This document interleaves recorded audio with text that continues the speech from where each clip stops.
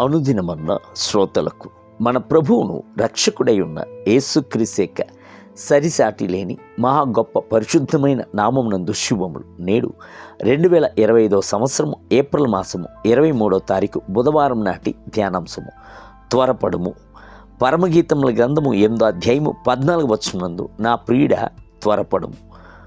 పరమగీతము గ్రంథము యొక్క చివరి వచనము నా ప్రియుడ త్వరపడుము అను మాటతో ప్రారంభించుచున్నది. అదే విధముగా పరిశుద్ధ లేఖన గ్రంథం యొక్క చివరి అధ్యాయపు చివరి వచనముకు ముందు వచనము అవును త్వరగా వచ్చుచున్నానని చెప్పుచున్నాడు. ఆమేన్. ప్రభువైన యేసు రమ్ము అను వాక్యములను కలిగి ఉన్నది. నేడు సర్వ సృష్టియును ఆమేన్ ప్రభువైన యేసు రమ్ము అని పిలుచుచున్నది. పెళ్లి కుమార్తె ప్రియుడ త్వరపడము అని పిలుచుచున్నది. అంత్యకాలంలోనికి మనం వచ్చున్నాము. త్వరపడేటువంటి వర్తమానం మనకు ఇవ్వబడి ఉన్నది. ఒకసారి రాజు ఒకడు తన సభా మండపమునకు వెళ్ళుటకై వేగిరముగా సిద్ధపడెను. అప్పుడు ఒక సేవకుడు మిగుల వేగముగా పరిగెత్తుకుని వచ్చి లేఖను ఒకటి రాజు చేతులకు అందించెను. ఆ లేఖపై ప్రాముఖ్యమైనది అవసరమైనది అని వ్రాయబడి ఉండెను. అయితే రాజు వేగముగా వెళ్ళుచున్నందున ఆ లేఖను విప్పి చూడక తర్వాత చదువుకుందాంలే అని చొక్కా జోబులో పెట్టుకుని వెళ్ళిపోయాను. ఆ లేఖనందు ఏమని వ్రాయబడి ఉండెనో తెలియనా? రాజా, మీరు నేడు సభా మండపమునకు వెళ్ళవద్దు. అక్కడ కొందరు మిమ్ములను హత్య చేయుటకై కుట్ర పనుచున్నారు అని వ్రాయబడి ఉండెను. అయితే రాజు ఆ సంగతిని చదవక వెళ్ళినందున హంతకులు ఆయన చుట్టుముట్టిరి, హత్య చేసిరి. ఆయన మరణించిన తర్వాతనే ఆయన వద్దనున్న లేఖను బయటకు తీయబడెను. ఆయన మొదటే లేఖను చదివి ఉన్నట్లయితే మరణం నుండి తప్పించుకొని ఉండవచ్చును కదా. అలాగునే ప్రభువు కూడాను పలు త్వరపెట్టు వర్తమానములను మనకు పంపించుచూనే ఉన్నాడు. ప్రభు యొక్క రాకడ సమీపించుచున్నందున గుర్తులన్నిటినీ కనబరుచుచూనే ఉన్నాడు.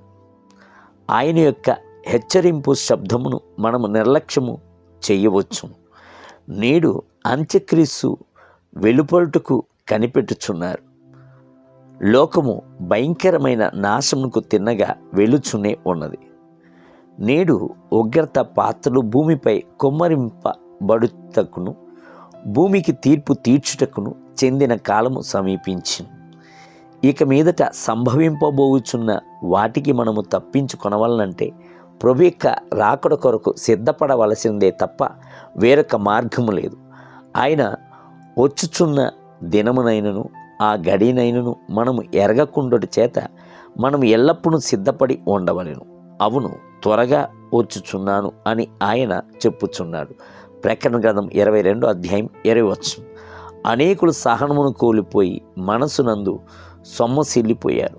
కొందరు ప్రభు యొక్క రాకడ ఆలస్యమైనందున తొట్టిల్లిపోయిరి.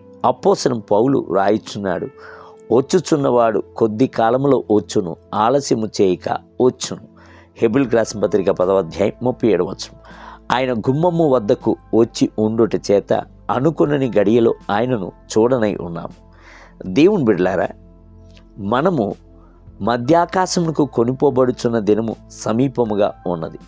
ఆ దినము కొరకు సిద్ధపడుదురా. నేటి ధ్యానమునకై ప్రభు యొక్క రాకడ సమీపించుచున్నది గనుక మీరును ఓపిక కలిగి ఉండుడి, మీ హృదయములను సిద్ధపరచుకోండి. యాకోబు పత్రిక 5వ అధ్యాయం 8వ వచనం.